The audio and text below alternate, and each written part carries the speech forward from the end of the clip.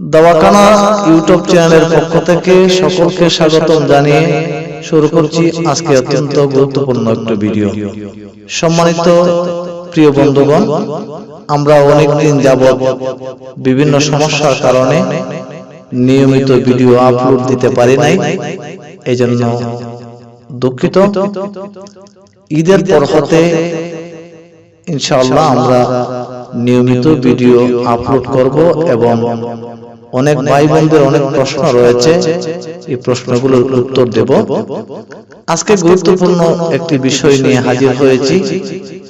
এক ভাই প্রশ্ন করেছেন, সেহরি খাওয়ার পর স্ত্রী সহবাস করা যাবে কিনা। দেখুন ভাই, স্বামী স্ত্রীর জীবনে অন্তরঙ্গ মুহূর্ত বা সহবাস অত্যন্ত একটা গুরুত্বপূর্ণ বিষয়। এই জন্য মহান আল্লাহ তাআলা কালামে পাকে ইরশাদ করেছেন, আমি তোমাদের জন্য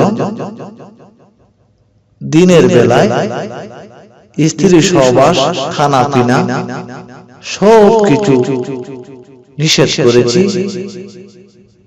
আর স্ত্রী সহবাস রাত্রের বেলায় হালাল করেছি। দেখুন, যেমনি ভাবে খাবার দাবার দিনের বেলায় নিষেধ, স্ত্রী সহবাস নিষেধ। এখন প্রশ্ন হলো, সেহরি খাওয়ার পর স্ত্রী সহবাস করা যাবে কি?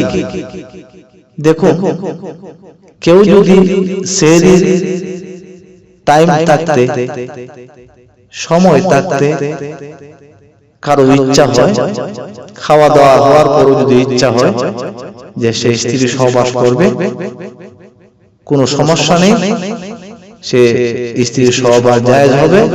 তবে গোসল করে নেওয়া, ফজরের নামাজ পড়াই উত্তম। এতে কোনো দূষণীয় ব্যাপার নয়। সেহরির সময়ের ভিতরে তার যদি ইচ্ছে হয়, কামনা বাসনা জাগে, তাহলে অবশ্যই সে সহবাস করতে পারবে।